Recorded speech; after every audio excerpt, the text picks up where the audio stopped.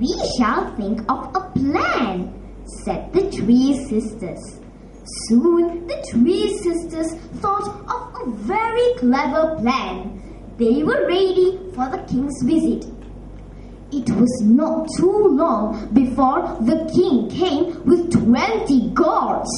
He was indeed a very ugly man, and he spoke in a very rough voice. He wanted to see who was the most beautiful of those sisters. He stormed into the merchant's house and said roughly to the father, "Show me your eldest daughter." Fearing for his life, the father ushered him into a room. The eldest daughter was lying on a couch. She looked very pale and weak, and she spoke in a very weak voice. "Please excuse me, Your Majesty. I'm too weak to get up.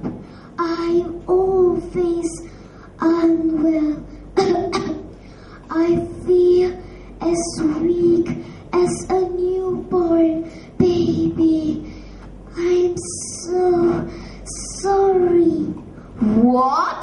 I don't want a weak woman for my wife, even if she is very beautiful," cried the king. "Show me your second daughter, you old man," he commanded rudely.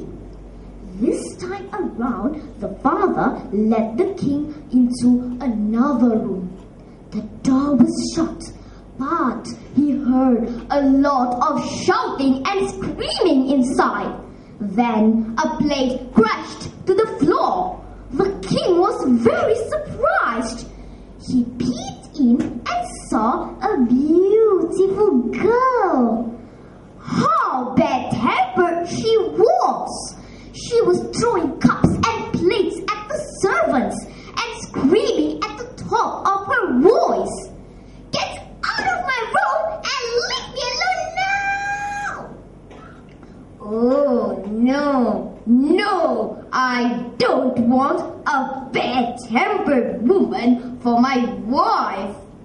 Show me your youngest daughter at once," demanded the king impatiently.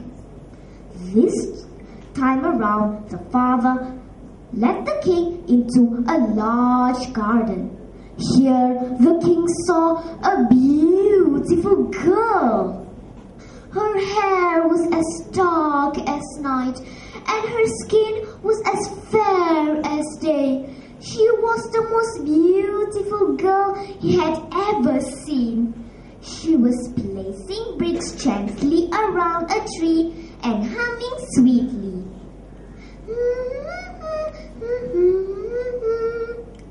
"What are you doing, my pretty lady?" the king asked.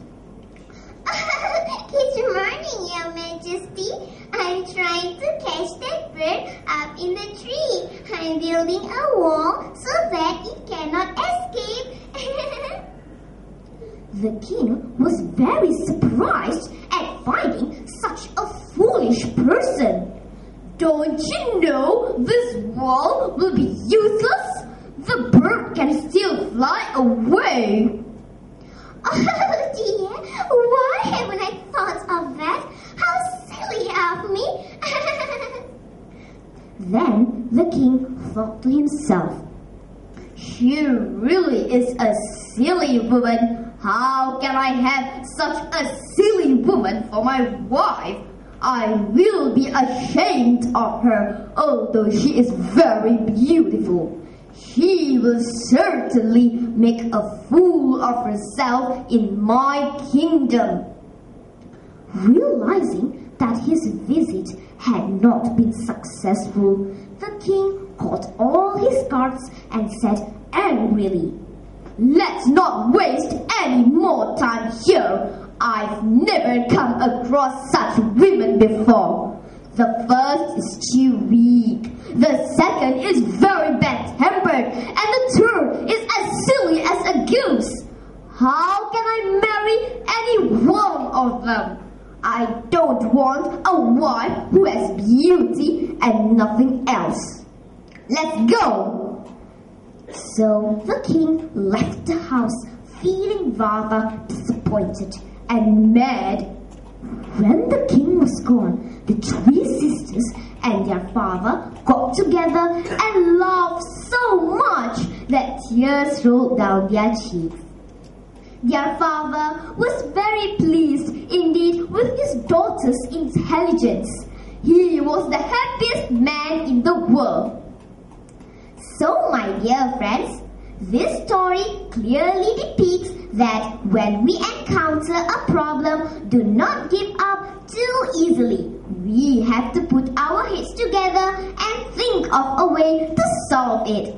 And that was exactly what the three clever sisters did. They knew that if there is a will, there is a way. And it's the same for us. If we think hard enough, there is surely a way out of our predicaments. With that, I hope you've enjoyed listening to my story as much as I've enjoyed telling it to you. Thank you. A very good morning to the chairperson, honorable judges, honorable guests, teachers, my friends, and last but not least, the timekeeper. Today, I'm going to tell you a story entitled The Most Precious Thing in the World. In a faraway land, there was a very busy and lively city near the seaside. Every day, there were many cargo ships using the port here. The merchants were rich and proud in this great port of Stamford. But there was a woman called by everyone the Lady of Stamford.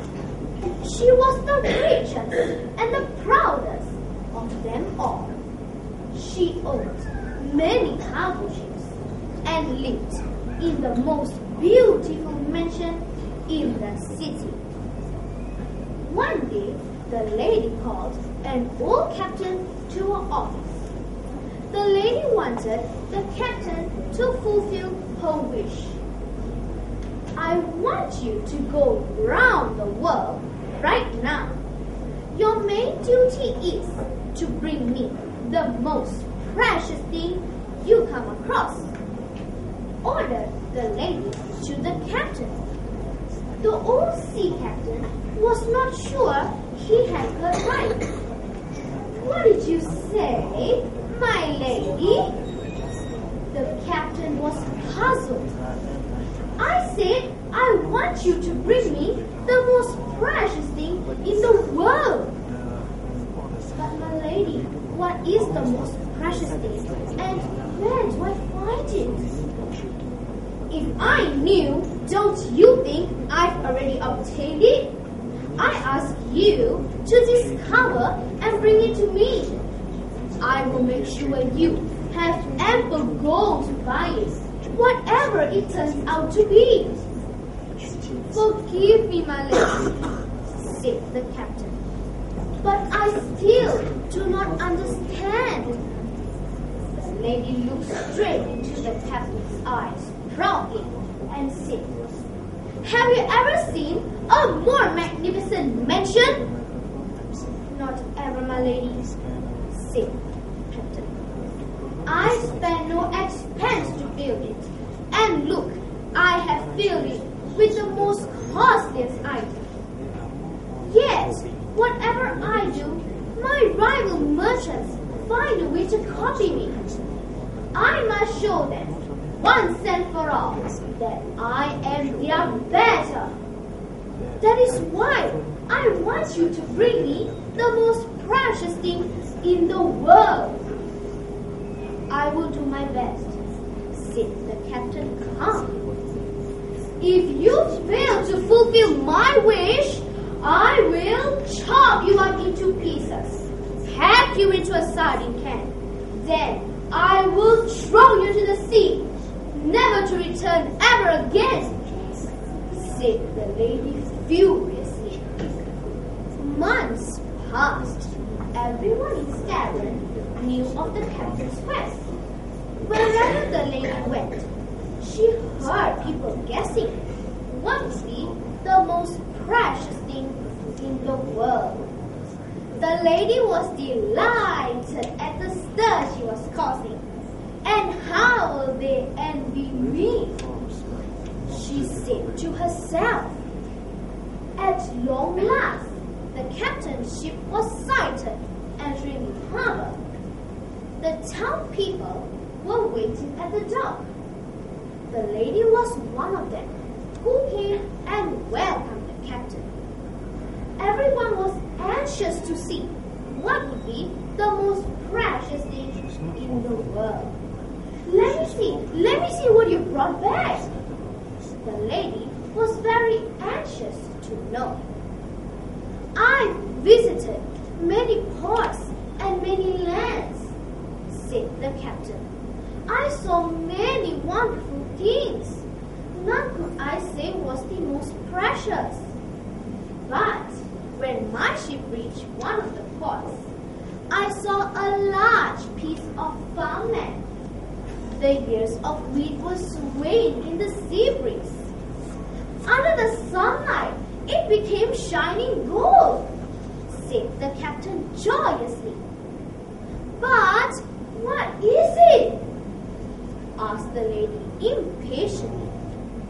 Wheat, cried the captain. My ship is filled with wheat. What? Wheat? Shouted the lady angrily, interrupting the captain. Did you say wheat?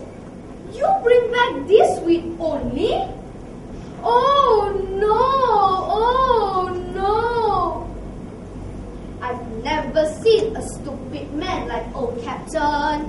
I've never seen a stupid man like you. You spent all these months traveling around the world just to bring back this wheat. The lady sang out her anger. Yes, my lady, said the captain. What can be more precious, more valuable than wheat? Without our daily bread, what good are all the treasures of the world? The captain assured the lady. Then, said the lady, pour into the harbor. You, the captain of the ship, I want you to resign right now. I don't want to see your face ever again. The captain did not say anything but to leave the ship. The crew started to throw all the wheat grain into the sea. At that moment, there was an old man trying to stop the crew from throwing the wheat grain into the sea. Please remember, my lady, there are so many poor people without enough food. You will be punished one day. The man warned the lady. The lady laughed loudly. Then she took off her ruby ring and threw it into the sea. This sea will not return the ring back to me, but I am still as rich as before. I am the richest, said the lady proudly. After saying that, the lady walked away arrogantly. The next day, the lady held a grand feast for all the richest merchants. She spared no expense to show that she still had every cause for pride. A huge roast fish was set before her for carving. As she was about to cut into it, the lady noticed a gleam from something in the fish's mouth. She pulled the object and held it up. It was the ruby ring. Ah! Screamed the lady. The diners gasped. The lady turned pale. The sea had returned the ring back to her. Bad luck had come to the lady. All the ships that belonged to her were struck by strong wind and capsized. Her fate became worse and worse. She became poorer and poorer. Finally, the Lady of Terror became a beggar who had to ask food from others. She regretted for what she had said and done. Now, my dear fellow friends, what do you think is the moral value of this story? Well, do not waste food. There are many people who are starving to death. With that, I end my story. Thank you. Mahatma Gandhi once said, "A miracle is divine intervention when you least expect it." My story today will demonstrate to you just how true these wise words are. So sit back and relish this inspiring tale entitled A Miracle Called Komburiyo. A very pleasant morning I bid to the honorable judges, and a good day to each and every one of you. It was the best of times for the people of Sabah. The sun shone gloriously every day. The rain fell generously every week. The villagers were enjoying a bountiful harvest. Suffice to say, everyone was happy and prosperous. What more could they ask for? However, nature is as mysterious and unpredictable as life itself. The villagers woke up one morning expecting to be greeted by fine weather, only to discover the sun was unusually hot. It was literally burning everyone and everything up. "Where's the rain?" asked a bewildered villager. "Why has it stopped pouring?" At first, the villagers thought nothing sinister of the punishing weather. It was only temporary and would pass soon enough. The men, mostly warriors, were the least bothered about the drought. They went about their usual routine, hunting for food and fighting their enemies. In fact, the bravest warrior even chided the womenfolk for all their hue and cry over the shortage of food and water. "What's there to worry about when we have enough supplies? We can always raid the other villages when we run out of food." Days of suffering turned to weeks of torment, which eventually led to months of torture. The drought was becoming unbearable. All the ponds and streams had dried up. The soil became rock hard, thus causing the plants and animals to perish. The helpless wives who were suffering at home decided that they had had enough. "You men are wasting your time and energy fighting," lamented the wife of one of the village chiefs. "What has happened to all the food we've stored?" The chief wanted to know. "There's nothing left," the wife answered angrily. Realizing the seriousness of the situation, the chief immediately sent his man to summon the other chiefs for an emergency council meeting. When all the village heads had assembled, he spoke gravely. "We have a crisis on our hands. We must stop fighting and work together for our survival." The other village chiefs decided to forget about their animosity and agreed to come together for the common good. But it was all too late. People began to fall ill. One by one, they died.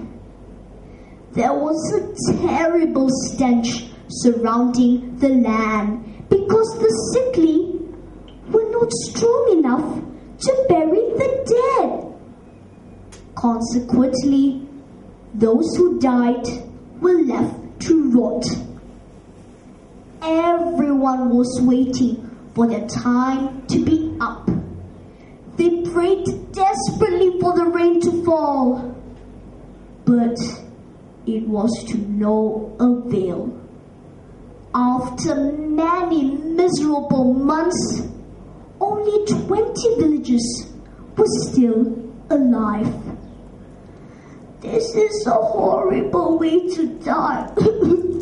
Let us take our own lives," suggested a villager in this weak voice. With heavy hearts, the villagers took their weapons and began to sharpen them with what little strength they had left. After some time, they were ready. They consoled each other and were about to kill themselves when suddenly a soft voice cried out, "If you wish to live, you may eat us." "Who's that?" exclaimed a female villager. I hear some voices. Shh. They kept very quiet and started straining their ears. The voice was heard once again. "Please eat us, you'll be safe." The villagers thought that they were hallucinating. Yet the voices became louder and clearer. All of a sudden, one of the villagers shouted, Look! What are these plants? Where did they come from?" The villagers were bemused by what they saw because there were nothing for mouths around. Astonishingly, the plants had green and fresh leaves. When the villagers approached them, the plants persuaded the villagers to eat them. Even though they were hesitant, they knew that they had nothing to lose. Upon eating the plants, the villagers found the leaves to be extremely succulent. Slowly, the villagers miraculously regained their strength. The miracle plants sustained the surviving villagers until the rain finally fell upon the land. When the rain came, the plants vanished just as fast as they had appeared and were never seen again. The grateful villagers thanked God for sending them these plants which saved their lives. From that moment on, the villagers began to rebuild their lives and vowed never to fight again. They also learned to respect and cherish all things nature. Until today, no one knows where the plants came from. One thing's for sure, The plants are known as Komburion, the miracle plants which rescued the local people from the drought. Friends, in times of trouble, we need to put aside our differences and stay united. This is especially true when we're living in a multiracial country like ours. Our unique feature of racial harmony is built upon the understanding that every being is important in our lives. Even tiny plants like the Komburion. With that, I thank you. Assalamualaikum and a very good morning to the honorable judges, teachers and all my friends. My name is Sharifah Yasmin Nur binti Said Hatim Nur. Today, I would like to tell you all a story entitled Beauty and the Beast. Once upon a time, there lived a young prince in a shining castle. One cold night, an old beggar woman arrived, offering him a single rose in return for shelter from the cold. Repelled by her ugliness, he turned her away. Suddenly, the beggar transformed into a beautiful enchantress. To punish the prince, she turned him into a hideous beast. Then she gave him a magic mirror and the enchanted rose, telling him it will bloom until his 21st year. To break the spell, he must love another and earn that person's love before the last petal fell. Nearby, in a small and quiet village, there lived a girl named Belle. Belle lived with her father, Maurice, an eccentric old inventor. One day, Belle headed off to the bookshop, one of her favorite places to go. As she was walking while singing, she heard an explosion boom from her father's cottage and she took off running. Belle's father, Maurice, was desperate to become the world-famous inventor. "I'm about ready to give up this hunk of junk," Maurice yelled as he kicked the machine. "You always say that, Papa," said Belle, giggling at her father. "I mean it this time," responded Maurice with a sigh. Belle put her hand on her father's shoulder and she said, "Yes, you will, and you'll win the first prize in the fair tomorrow." When the invention had been packed up, Maurice loaded the wagon. "Goodbye, Papa. Good luck at the fair," Belle said as her father rode on his horse, Alex. "Goodbye, my dearest Belle." But Maurice got lost and accidentally led Alex into a bleak, misty forest. As he paused to get his bearings, he saw two yellow eyes staring out of the darkness. It was a wolf! Alex ran and bolted away. Terrified, Maurice ran into the forest with the wolf racing behind him. As he reached a tall, heavy gate, Maurice dashed inside, slamming the gate on the wolf. Once inside, Maurice looked about. It was a huge, forbidding castle. The castle was really grand, but it seemed empty. "Hello? Hello? Is anyone there? I need a place to stay for the night," Maurice called out, but no one answered. As he entered the great hall, he saw food laid out. He took a little, for he was very hungry. Suddenly, the door burst open and a hideous beast appeared. "Who are you? What is your business here?" The hideous beast growled.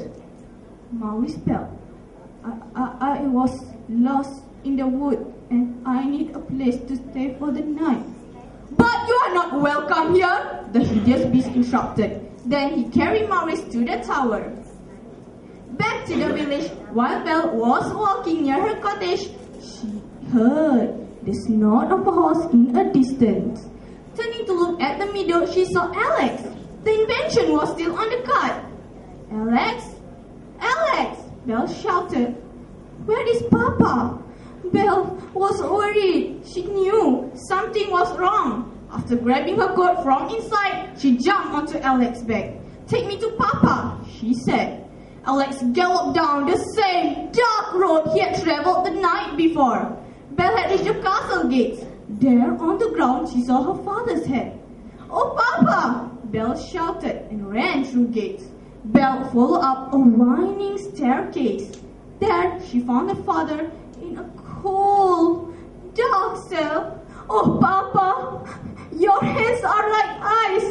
You're ill. We need to get you out of here." "My dearest Belle, it is not safe here. You must go at once," Maurice said with a cough. Belle ignored her father and tried the lock. "Who did this to you? I'm not leaving without you." Suddenly, a terrible roar echoed through the tower. Belle spun around to face the mysterious figure towering above her. The tower was dark, so she couldn't see the figure clearly. "Who are you? Are you the one who did this to my father? Release him at once!" "I am the master of the castle. Your father is trespassing. He is my prisoner." "Let him go," Belle demanded. "Take me instead." I will never let you to do that," Maurice said. Belle ignored her father and said, "You have my word." "Let my daughter go," Maurice begged. "She is no longer your concern," said the beast as he threw Maurice into a carriage which brought him back to the village. The beast showed Belle her room. Belle looked about. Then she buried her face in her hand and started to weep. The beast and Belle soon started becoming friends and learned to love each other. Later that week, the beast asked Belle if she would do him the honor of dining with him. Having so much time laughing and talking with the beast, Belle couldn't think of no other way to spend dinner with the beast. After the dinner, the beast and Belle walked across the ballroom floor to whirling gracefully. After the dance, the beast and Belle retired to the study. "Belle, are you happy in the castle? Are you happy here with me?" "Yes, I'm having such a wonderful time, but I miss my father terribly. If I could only see him just for a moment." The beast picked up his magic mirror and handed it to Belle. "You can see anything you wish to see in it." Belle gazed into the magic mirror. At first, she saw her image. Then her image blurred. When it refocused, there he was, her father. He was lying ill in bed. "Oh, Papa! He's sick. He may be dying." The beast stared at the rose. There weren't many petals left. "Then you must go. I release you from your promise," said the beast, although it broke his heart to see her leave. As Belle reached home, she searched for her father and hugged him tightly. "It's me. I'm home." I thought I couldn't see you anymore. "But the beast, how did you escape?" "Beast, let me go." "That horrible beast let you go?" Maurice exclaimed. "I couldn't believe it." "He's changed, Papa. He's kind and gentle as you are." Belle's father wept in joy to see her again and began to get well. One night, Belle had a strange dream. She dreamed she was